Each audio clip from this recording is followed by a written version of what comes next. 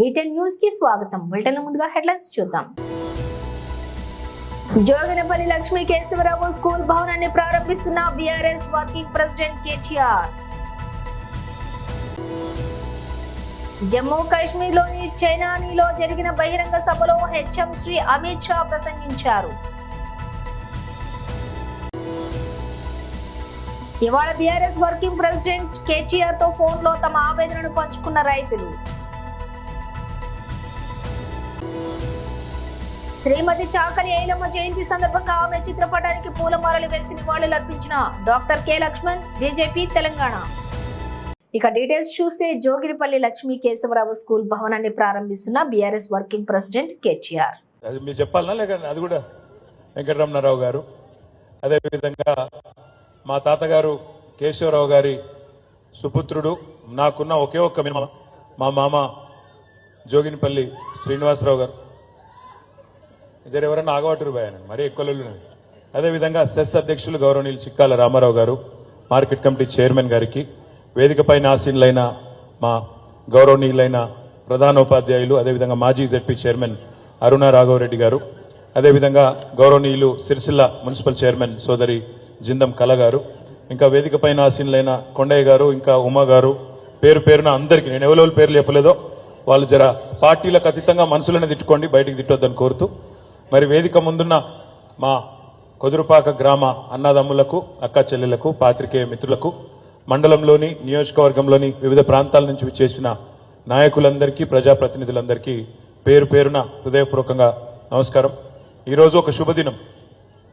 చిట్యాల ఐలమ్మ గారి జయంతి సందర్భంగా ఈరోజు ఇప్పుడే అక్కడ నివాళులు అర్పించి సిరిసిల్లలో ఇక్కడికి రావడం జరిగింది. ముందుగా నేను తమ్ముడు ఎమ్మెల్యే గారికి హృదయపూర్వకంగా ధన్యవాదాలు తెలియజేస్తా ఉన్నా, సత్యం గారికి.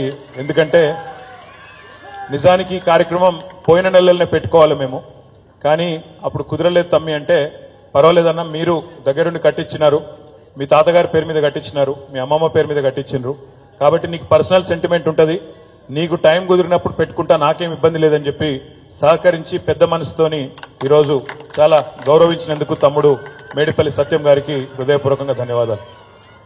సత్యం కూడా మావాడే, మీకు తెలియదు ఇక్కడ వాళ్ళకి, కానీ మా ఆయన కూడా మావాడే, మా కొరట్లపేట సత్యంది, కాబట్టి నా కాన్స్టిట్యున్సీ ఓటరు, కాబట్టి మీకు తెలియకపోవచ్చు, కానీ అందుకే తమ్ముడు అంటున్నా.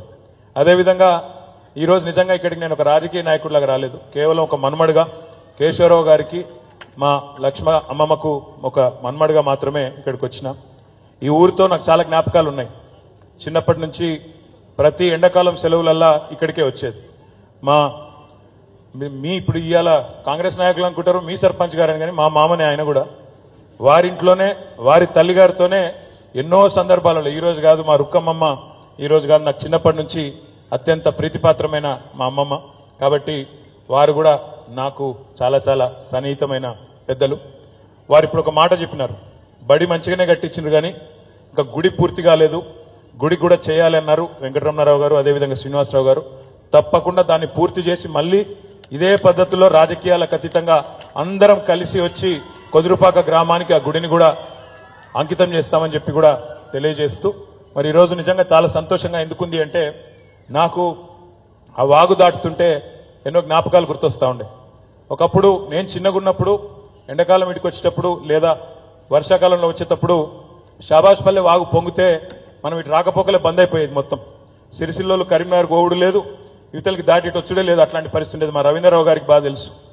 అయితే ఇప్పుడే మా ప్రవీణ్ అన్న కూడా, గూడూరు ప్రవీణ్ అన్న కూడా యాడ్ చేస్తా ఉన్నాడు.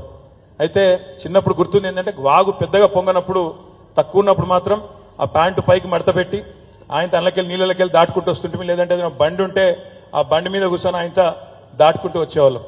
వచ్చిన తర్వాత కొదురుపాక స్టేజ్ మీదకి వచ్చినాక అప్పుడు ఇక్కడ రిక్షాలే ఉండేది, ఇప్పుడంటే ఆటోలు బాగా అయిపోయినాయి, కానీ అప్పుడు రిక్షాలే ఉండేది. ఆ రిక్షాలు ఎక్కి లోపల సుభాష్ దాకా పోయి ఆడ ఇంటికాడ దిగేది. ఇప్పుడే మా అనంతరాముల అంకుల్ కూడా కనబడ్డాడు, ఎక్కడున్నాడు, కరెక్ట్గా మా అమ్మమ్మ ఇంటి ఎదురుగానే అనంతరాముల సేటు వాళ్ళ ఇల్లు ఉంటుండే. ఇక అందులోకెళ్ళి బిస్కెట్ పూడలు తెచ్చుకున్నాడు. ఎడునో హలో అంకుల్, అరే నీ ఈడ కూడా గదిలో లేరా భయ్, ఇప్పుడు నువ్వే ఉన్నావు కదా అందులో, నువ్వే చెప్పి నీ అద్దనన్నా, ఈడ కూడా గదిలో రవి నీకు. అనంతరాముల అంకుల్ కానీ ఆ ఇంట్లో ఉండే పెద్దలు కానీ వాళ్ళతో కూడా చాలా చాలా సన్నిహితమైన సంబంధాలు ఉన్నాయి. కొదురుపాక గ్రామానికి నిజానికి తర్వాత మునిగిపోతుంది ఊరు మిడిమానేరులో పోతుందంటే అందరికంటే ఎక్కువ బాధపడ్డ వాళ్ళలో నేను కూడా ఉన్నా. ఎందుకు అంటే మా నాయనమ్మ ఊరేమో పైన అప్పర్ మానేరులో మునిగిపోయింది.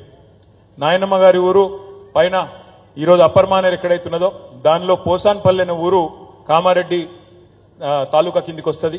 అది ఎప్పుడో 1940s లో మునిగిపోయింది. తర్వాత లోవర్ మానేరు కట్టినప్పుడు మా ఇంకొక అమ్మమ్మ ఊరు వచ్చనూరు అది పోయింది. మళ్ళా తర్వాత మిడ్ మానేరు కట్టేటప్పుడు మా అమ్మమ్మ ఊరు కొదురుపాక. జమ్మూ కాశ్మీర్ లోని చెనానిలో జరిగిన బహిరంగ సభలో హెచ్ఎం శ్రీ అమిత్ షా ప్రసంగించారు. तो भारत की संसद दे सकती है और वहां मोदी जी का राज है, मोदी जी का। भाइयों बहनों, जम्मू कश्मीर को स्टेटहुड जरूर मिलेगा, मगर देंगे तो नरेंद्र मोदी देंगे, नरेंद्र मोदी। भाइयों बहनों, मैं आज यहां पर कहने आया हूं, 70-75 साल तक ये 3 परिवारों ने शासन किया। आप मुझे बताओ चनैनी वालों,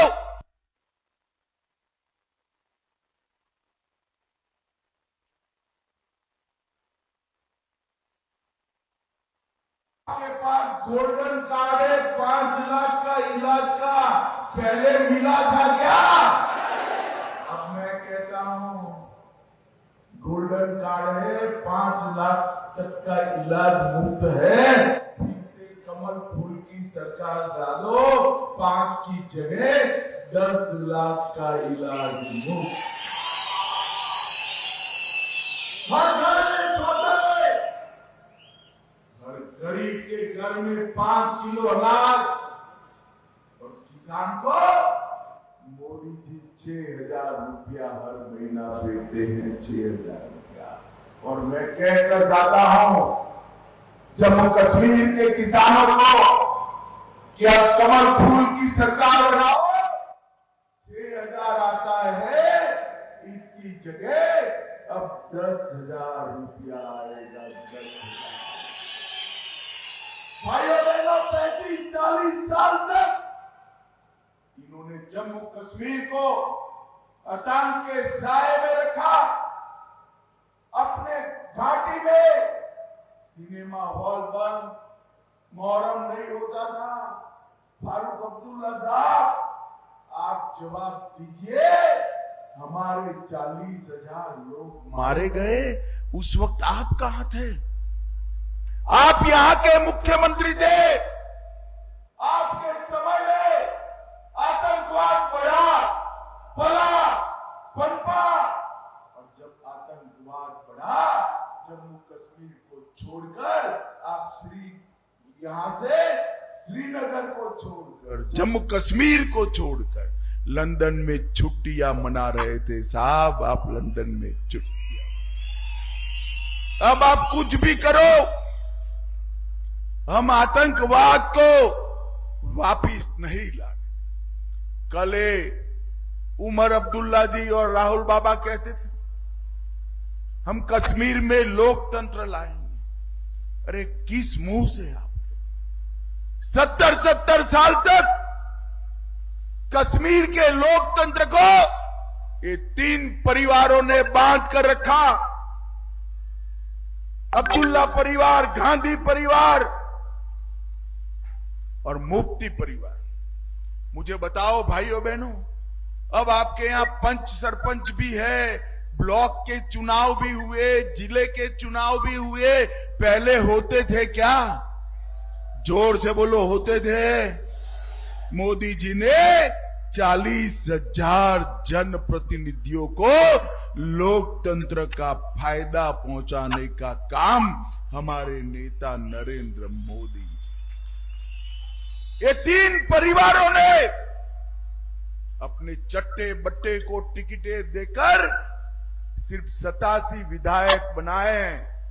हमने 30,000 से ज्यादा पंच, सरपंच, तहसील पंचायत, जिला पंचायत बनाई, और इन्होंने जो भ्रष्टाचार की गंगा बनाई थी, उसको नीचे రుణమాఫీ కాలేదని మొన్న ప్రజాభవన్ ను ముట్టడించిన వికారాబాద్ జిల్లా రైతులను అరెస్ట్ చేసిన రేవంత్ సర్కార్ ఇవాళ బీఆర్ఎస్ వర్కింగ్ ప్రెసిడెంట్ కేటీఆర్ గారితో ఫోన్ లో తమ ఆవేదనను పంచుకున్న రైతులు కాంగ్రెస్ ప్రభుత్వం రుణమాఫీ చేసేదాకా మీ తరపున మేము కొట్లాడుతూనే ఉంటామని భరోసా ఇచ్చిన కేటీఆర్. చాలా బాధపడుతున్నాం. మిషన్ భగీరథ నీళ్ళు వస్తలేవట, లైట్ సరిగా వస్తలేదట, ఒకరొకరు ఇట్లా బాధ 10 సార్లు గంటల కరెంట్ గంటకు 10 సార్లు. ఒక్క నిమిషం మాట్లాడండి. మల్లారెడ్డి అని ఒక పెద్ద మనిషి మాట్లాడుతున్నారు. నీ పిల్లలకు నీకు శుభ వందనం. నీకు దయచేసి నీకు క్షణార్థి చేస్తాం మేము రైతులమంతా. కొంచెం మీరు మంచిగా శ్రద్ధ తీసుకోండి. మీ అంటే ఈ రైతులంతా ఉంటారు. మీరు 10 పైసలు కావాలి మళ్ళీ ఎన్ని నిమిషాలు అయినా సరే ఏం బాధపడకండి. మీరు మీ అంటే ఏపుకే కట్టుకుంటాం. మేము నిన్ను కట్టుకొని మేము తిరుగుతాం. మా బాధ ఒకసారి మీరు అర్థం చేసుకోండి. ఇప్పుడు నువ్వు ఎంత, నేను 64 సంవత్సరాలు, నాకు హార్ట్ ఆపరేషన్ కూడా అయింది. నా కొడుకు 1,70,000 ఉన్నాయి. నా భార్య పేరు మీద 1,70,000, 3,50,000 ఉన్నాయి. నా రుణమాఫీ అయితే నాకు వేయాలి కదా సార్. ఎట్లా దయచేసి ఇంతమంది జనంత మంది లేదు సార్. ఇక్కడ చాలా మంది ఉన్నాం. 300 మంది 400 మంది ఉన్నాం సార్. ఇక్కడ మేడం వచ్చింది. ఇక్కడ నమస్కారం సార్. బాగున్నా, మీరు బాగున్నారా సార్?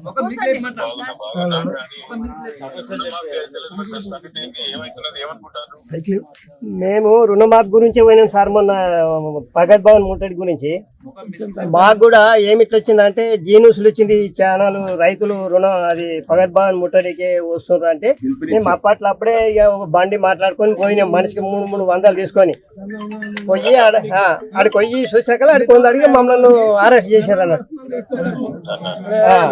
ఆడికి వెళ్ళి మేమేంటి సార్, మేము వచ్చింది సార్ని కలిసి అడగానికి వచ్చాం, మాకు రుణమాఫీ కాలేదు అని అంటే వాళ్ళు ఏమన్నారంటే ఆడ చెప్తారు సార్, మీరు సార్ అక్కడనే ఉన్నారు, మీరు అక్కడనే చెప్తారు పదా అని మమ్మల్ని బల్బ్ చేసి బండి ఎక్కించు. బండి ఎక్కించి ఈ సంజీవరెడ్డి నగర్ పోలీస్ స్టేషన్ లో ఒక 1.5 గంట సేపు ఉంచారు. 1.5 గంట సేపు ఉంచి ఇక మళ్ళా తర్వాత ఇక పంపించారు మమ్మల్ని.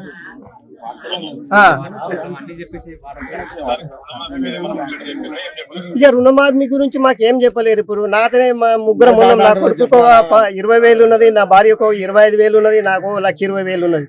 ముగ్గుట్లో కూడా ఒక్కరికి కూడా రాలేదు. ఒక్కరికి వచ్చింది నాన్న, అరే వచ్చింది కాదు ఇంత అని అనుకుంటున్నాం. అట్లా కూడా రాలేదు మా ముగ్గుట్లో కూడా. ఎవరిని అడిగినా నో డాటా అని చెప్తున్నారు.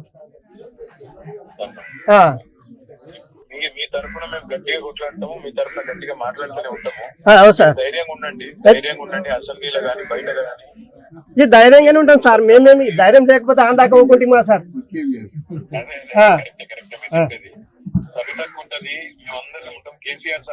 సరే సార్, మీ తోటి ఉంటాం మేము కూడా మరి. సార్ శ్రీమతి చాకలి ఐలమ్మ జయంతి సందర్భంగా ఆమె చిత్రపటానికి పూలమాలలు వేసి నివాళులర్పించిన doctor K Laxman, BJP Telangana. జమీందారులు, దొరలు, దేశ్ముఖ్లతో సహా నిజాం నిరంకుశాన్ని, రజాకార్ల ఆకృత్యాలకు ఎదురొడ్డి నిలబడి పోరాడిన ధీర వనిత చాకలి ఐలమ్మ. ఈ భూమి నాది, ఈ బట్ట నాది, పండించిన ధాన్యం నాదంటూ పన్ను వ్యతిరేకంగా తొలిసారి గొంతెత్తిన తొలి మహిళ చాకలి ఐలమ్మ.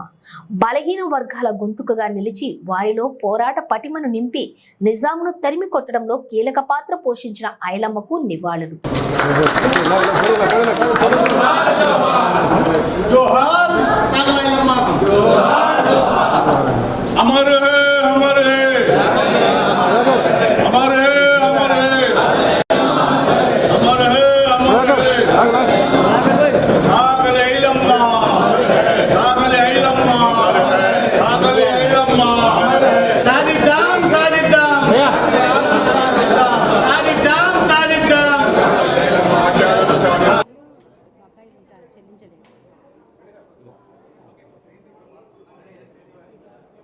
అధ్యక్షులు ఓబీసీ మోర్చా ఆనంద్ గౌడ్ గారు,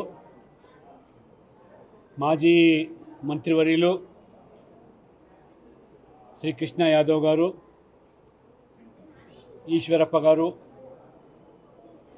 రాజేశ్వరి గారు, ప్రేమేంద్ర రెడ్డి గారు, డాక్టర్ కాసం వెంకటేశ్వర గారు, కార్యకర్త మిత్రులు, పాత్రికేయ మిత్రులు, భారతీయ జనతా పార్టీ రాష్ట్ర కార్యాలయంలో చాకలి ఐలమ్మ 129వ జయంతి ఉత్సవాలు ఆనవాయితీగా జరుపుతూ ఈ వృత్తిలో ఉండేటువంటి చాకలి సామాజిక వర్గానికి ఆ వృత్తులను కాపాడాలని, ఆ వృత్తులు ఇంకా ఆధునీకరించి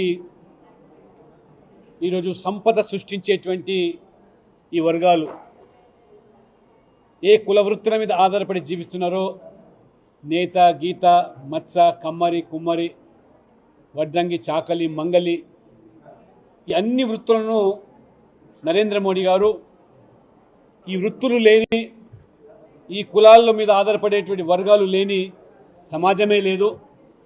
ఏ శుభకార్యాలైనా లేదైనా చివరికి చావుకైనా మరి దేవుడి కార్యక్రమాలకైనా ఈ వృత్తుల మీద ఆధారపడి ఏ శ్రమ జీవులుగా ఇవాళ కొనసాగుతున్నారో వారి జీవితాల్లో వెలుగు నింపేదానికి ప్రధానమంత్రి విశ్వకర్మ ఓ పథకాన్ని ప్రవేశపెడితే 20 లక్షల మంది దేశవ్యాప్తంగా ఈరోజు వారికి శిక్షణ కల్పించి స్టైఫండ్ ఇచ్చి 15,000 ఆధునికరమైనటువంటి పనిముట్లు వారికి పంపిణీ చేసి మళ్ళీ 1,00,000 రూపాయలు మొదటి విడతగా నామమాత్రం వడ్డీతో లోన్లు ఇచ్చి ఆ వృత్తిలో తయారు చేసేటువంటి పరికరాలను మార్కెటింగ్ వ్యవస్థ కూడా కేంద్ర ప్రభుత్వమే, నరేంద్ర మోడీ ప్రభుత్వమే వివిధ శాఖల ద్వారా ఇవాళ చేపట్టడం. అంటే 20 లక్షల కుటుంబాలను ఇవాళ ఏ పల్లెల్లో మరి ఆ వృత్తి మీద జీవిస్తున్నారో ఆ పల్లె నుంచి పట్టణాలకు వలస రాకుండా ఆర్థికంగా మరి వాళ్ళు నిలదొక్కడమే కాకుండా ఆ గ్రామీణ ఆర్థిక వ్యవస్థకు మరి దోహదపడేటువంటి ఈ వర్గాలకు మరి నిజంగా నరేంద్ర మోడీ గారికి అభినందనలు, ధన్యవాదాలు. ప్రధానమంత్రి విశ్వకర్మ పథకాన్ని మొదటి విడతగా 20 లక్షల మంది, మళ్ళీ రెండో విడత కూడా వారు ప్రకటించడం జరిగింది.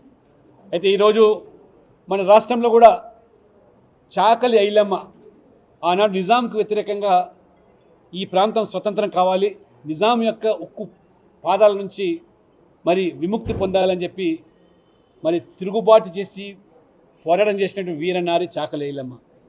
ఆనాడు రజాకాల ద్వారా లేదా నిజాం తొత్తులైనటువంటి ఆ రోజు జమీందారులు, దేశ్ముఖులు, దొరలకు ఎందుకు పన్ను కట్టాలి, ఇది భూమి నాది, పంట నాది, పండించిన ధాన్యం నాది, ఈ దొరలకు జమీందారులకు ఎందుకు పన్నులు కట్టాలని తిరుగుబాటు చేసినటువంటి మొదటి మహిళ చాకలి ఐలమ్మ. ఆ రకంగా తన సైన్యాన్ని ఏర్పాటు చేసుకొని ఆ చైతన్యాన్ని పూరించి ఏ రకంగా పారదొలిందో గ్రామాల నుంచి ఈ నిజాం యొక్క తొత్తులను, అది చాకలి ఐలమ్మ యొక్క చరిత్ర.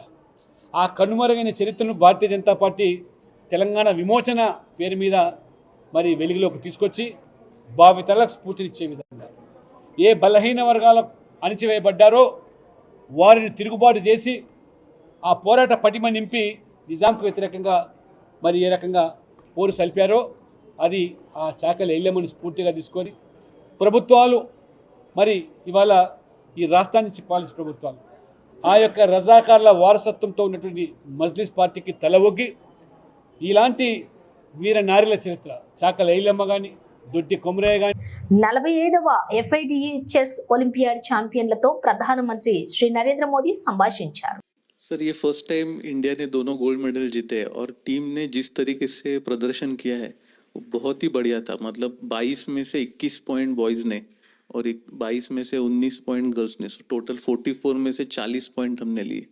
इतना बढ़िया प्रदर्शन आज तक पहले कभी नहीं हुआ. कभी नहीं. वहां पर क्या माहौल था? पहली बार हम जीते, सब लोग हमारे लिए भी खुश हो गए बहुत, क्योंकि हमने इतना खुशी मनाया.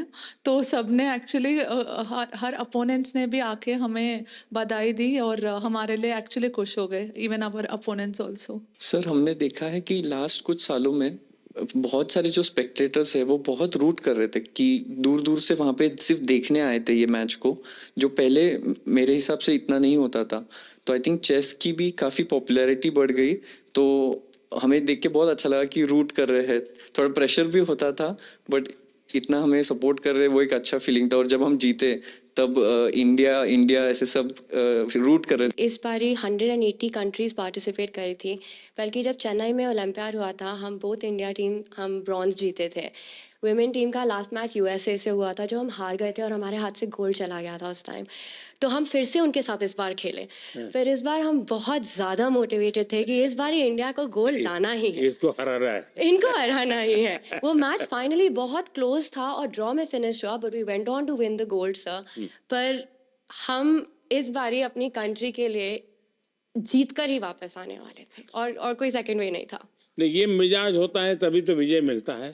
लेकिन जब इतने नंबर आ गए, 22 में से 21 और 22 में से 19, तो बाकी खिलाड़ियों का या बाकी लोग जो इस खेल को ऑर्गेनाइज करते हैं उनका क्या रिएक्शन था? Sir, I think Gukesh wants to answer that, but I just want to say one thing कि उसमें हमने इतनी कन्विंसिंगली जीता, स्पेशली ओपन टीम में ऐसे लग रहा था कि कोई पास भी नहीं आ सकता है। और हमारी वुमेन टीम में हम पहले 7 मैचेस जीतते गए, फिर थोड़ा छोटा सा सेटबैक आया, हमने रेजिलियंस दिखाई, हम वापस आए। पर हमारी ओपन टीम ने तो सर मतलब मैं क्या ही बताऊं, I think Gukesh being on board 1 was better to answer that, पर वो भाग के ले गए। Yeah, this experience was really a great team effort. Every single one of us was in like excellent form, and we were all super motivated because in the 2022 Olympiad we were very close to winning the gold medal, but then there was one game which I had played and I could have won, which would have guaranteed gold medal. I unfortunately lost that game, and it was heartbreaking for everyone. So this time we were all super motivated. Shri Rahul Gandhi హర్యానాలోని అసంద్లో ప్రజలను ఉద్దేశించి ప్రసంగించారు. కాంగ్రెస్ అగ్రనేత రాహుల్ గాంధీ గురువారం Haryana assembly ఎన్నికల ప్రచారానికి సిద్ధమయ్యారు. అసంద్ మరియు బర్వాలా నియోజకవర్గాల్లో ర్యాలీలను ఉద్దేశించి ప్రసంగించారు. ఇక్కడ పార్టీ ఐక్యతను ప్రదర్శిస్తుందని భావిస్తున్నారు. ఎందుకంటే పోరాడుతున్న నాయకుల మధ్య కేంద్ర నాయకత్వం గందరగోళ సంధిని నిర్వహించింది. ప్రచారానికి దూరంగా ఉన్న కుమారి సెల్జా తన అంతర్గత పార్టీ మిత్రుడు రణదీప్ సుర్జేవాలా మరియు హర్యానా మాజీ ముఖ్యమంత్రి మరియు కాంగ్రెస్ సీనియర్ నాయకుడు భూపిందర్ హుడాతో కలిసి రాహుల్ ర్యాలీలో చేరనున్నారు. ఫ్యాక్షన్ పోరు క్యాడర్ పై ప్రభావం చూపుతుందని పోల్ మేనేజర్లు సూచిస్తున్నారు. మరియు ఎన్నికల ప్రచారం देव के साथ चिल्लाओ, 24 घंटा चिल्लाओ, हमें कोई फर्क नहीं पड़ता, मर जाओ। ऐसा हरियाणा हमें नहीं चाहिए। हमें हरियाणा ऐसा चाहिए जहां बच्चे ना रोएं, जहां पिता अपने बच्चे के गले लग सके, जहां मां ना रोए। ऐसा हरियाणा हमें चाहिए, और ऐसा हरियाणा कांग्रेस पार्टी आपको देने जा रही है। अब आप मुझसे पूछोगे ठीक है आपने कह दिया, बताओ कैसे। मैं आपको शुरुआत की बात कर रहा हूं। पहला कदम महिला शक्ति, 2000 रुपए हर महीने महिलाओं को और 500 रुपए का गैस सिलेंडर। दूसरा कदम, जो 2 लाख वैकेंसीज सरकार में आज खाली पड़ी है युवाओं के लिए, हम वो भर के आपको दे देंगे।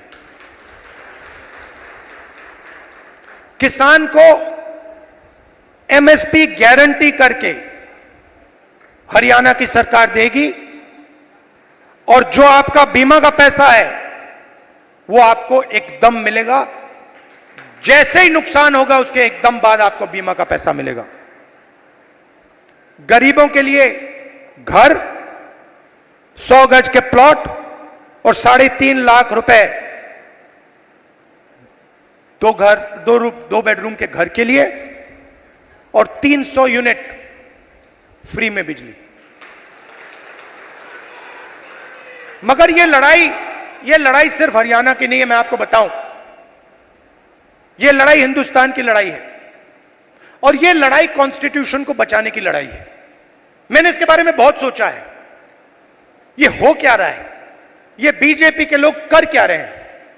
ये कॉन्स्टिट्यूशन पर आक्रमण कर रहे हैं।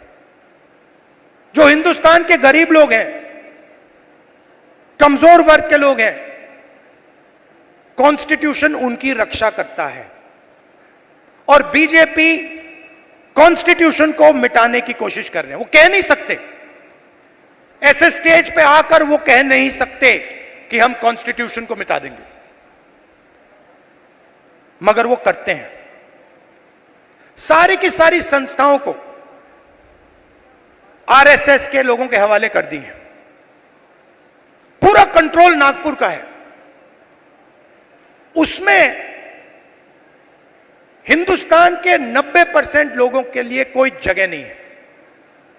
आप देख लीजिए, आप लिस्ट निकालिए, जिन जिन लोगों को आरएसएस ने हिंदुस्तान की संस्थाओं में डाला है, लिस्ट निकालिए, चाहते हो मैं दे दूंगा आपको। తిరుమల లడ్డూ ప్రసాదం తయారీలో ఉపయోగించిన నెయ్యిలో జంతువుల కొవ్వు కలిసిందనే విషయం కలకలం రేపిన సంగతి తెలిసిందే. ఈ విషయంలో హిందూ సంఘాలు, ధార్మిక సంస్థలు ఆగ్రహం వ్యక్తం చేస్తున్నాయి. ఓవైపు తిరుమల లడ్డూపై ఆగ్రహావేశాలు వ్యక్తమవుతున్న వేళ విజయవాడలోని దుర్గమ్మ లడ్డూ తయారీలో కూడా లోపాలు ఉన్నట్టు బయటపడ్డాయి. దుర్గమ్మ లడ్డూ ప్రసాదంలో వినియోగించే జీడిపప్పు ప్యాకెట్లపై లేబుల్స్ లేవని తనిఖీల్లో వెల్లడైంది. లడ్డూ ప్రసాదం నాణ్యతపై భక్తులు అనుమానాలు వ్యక్తం చేయడంతో ఫుడ్ సేఫ్టీ అధికారులు తనిఖీలు చేపట్టారు. ఈ తనిఖీల్లో అవకతవకలు బయటపడ్డాయి. కాంట్రాక్టర్లు నాసీ రకం సరుకు సరఫరా చేస్తున్నట్టు తనిఖీల్లో తేలింది. నాణ్యత లేని 1100 కిలోల కిస్మిస్, 700 కిలోల జీడిపప్పును అధికారులు తిప్పి పంపించారు. ఇంకోవైపు లడ్డూ తయారీలో ఉపయోగించే ఆవు నెయ్యి, బెల్లం, శనగపప్పు నమూనాలను కూడా పరీక్షించేందుకు హైదరాబాద్ కు పంపించారు. అత్తాపూర్ మూసీబెడ్ లో రెవెన్యూ అధికారుల సర్వే. రంగారెడ్డి జిల్లా కలెక్టర్ ఆదేశాల మేరకు రాజేంద్రనగర్ ఆర్డీఓ వెంకటరెడ్డి అత్తాపూర్ ఆటోనగర్ ప్రాంతంలో సర్వే నిర్వహిస్తున్నారు. సర్వే అనంతరం మూసీ పరివాహక ప్రాంతంలో నిర్మించిన భవనాలకు మార్కు చేస్తున్న సిబ్బంది. ఎలాంటి అవాంఛనీయ సంఘటనలు జరగకుండా పోలీస్ బందోబస్తు నడుమ సర్వే.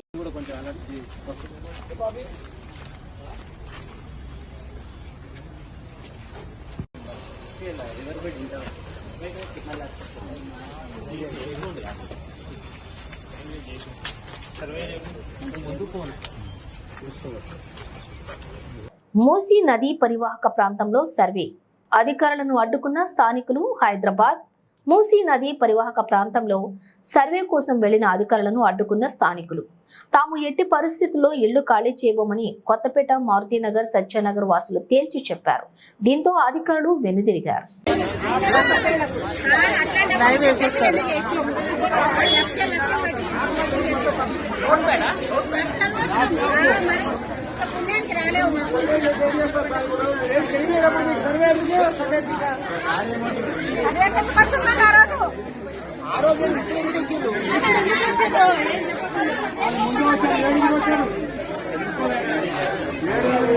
టీడీపీ నేత మాజీ ఎమ్మెల్యే వంగవీటి రాధాకృష్ణ స్వల్ప గుండెపోటుకు గురయ్యారు. ఈ తెల్లవారుజామున ఆయనకు ఛాతీలో నొప్పి వచ్చింది. దీంతో కుటుంబ సభ్యులు ఆయన్ను హుటాహుటిన విజయవాడలోని ఓ ప్రముఖ ప్రైవేట్ ఆసుపత్రికి తరలించారు. ప్రస్తుతం ఆయన వైద్యుల పర్యవేక్షణలోనే ఉన్నారు. రాధా ఆరోగ్యం గురించి డాక్టర్లు స్పందిస్తూ ఎవరూ ఆందోళన చెందవలసిన అవసరం లేదని చెప్పారు. 48 గంటల పాటు ఆయన వైద్యుల పర్యవేక్షణలో ఉండాలని తెలిపారు. మరోవైపు రాధా గుండెపోటుకు గురయ్యారనే వార్తతో ఆయన అభిమానులు ఆందోళనకు గురవుతున్నారు. పలువురు ఆయన ఇంటి వద్దకు వెళ్లి వివరాలను కనుక్కుంటున్నారు. రాజకీయ నాయకులు కూడా రాధ ఆరోగ్య పరిస్థితి గురించి ఆరా తీస్తున్నారు. రాధ త్వరగా కోలుకోవాలని ఆకాంక్షిస్తున్నారు. బులెటిన్ ముగించే ముందు హెడ్లైన్స్ మరోసారి. జోగినపల్లి లక్ష్మీ కేశవరావు స్కూల్ భవనాన్ని ప్రారంభిస్తున్న BRS working president KTR. Jammu Kashmir లోని చైనానీలో జరిగిన బహిరంగ సభలో హెచ్ఎం శ్రీ అమిత్ షా ప్రసంగించారు. ఇవాళ బీఆర్ఎస్ వర్కింగ్ ప్రెసిడెంట్ కేటీఆర్ తో ఫోన్ లో తమ ఆవేదనను పంచుకున్న రైతులు. శ్రీమతి చాకలి ఐలమ్మ జయంతి సందర్భంగా ఆమె చిత్రపటానికి పూలమాలలు వేసి నివాళులర్పించిన doctor K Laxman, BJP Telangana. ఇవి బులెటిన్ విశేషాలు. మరో బులెటిన్ తో మళ్ళీ కలుద్దాం.